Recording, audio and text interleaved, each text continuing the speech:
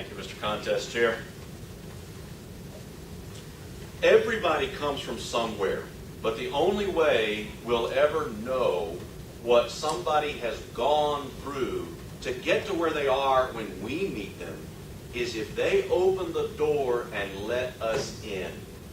Good morning, fellow Toastmasters, distinguished guests, contest chairs. Martha, we owe you a great deal of thanks for introducing yourself to us so vulnerably and so poignantly. I think that no matter who you are, everybody has something about themselves that they wish God had done differently, that they wish they could change, that they have to come to terms with as it is and not in the ideal that they have in their head. And your story touched me, and I'm sure touched all of us on points that we can relate to very much.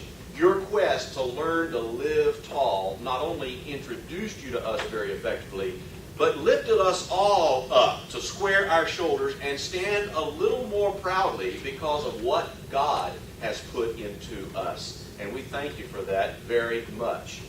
In order to give you some polish and help you, I know that time constraints are a very real factor within an icebreaker, but I do want to encourage you to consider adding something to your story to bring us into the way you felt in your journey. You did a great job at letting us look inside your head. Let us look inside your heart as well. Tell us a story about your journey, something someone said or something that happened that made you initially want to slump small.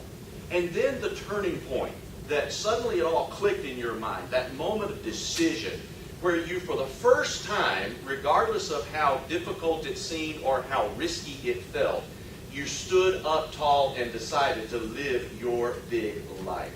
So let us inside your heart as well as inside your head. And I also want to encourage you, by way of your presentation, to be aware of the fact that because you are tall, every time you look down in your notes, it's a more noticeable thing than for someone who does get closer to their lectern this way. And so you're telling your story. Let go of the crutch of your notes. You don't need them. You know who you are. You know where you've been. You know how God has led you. Stand up tall in the lectern and tell your story with the kind of pride and the kind of joy that you have discovered in the way that God has made you and in the way that God has led you. In other words, stand up tall and live your big life when you tell that story the next time. We'll be grateful to get to hear it once again. God bless you. Mr. Contest Chair.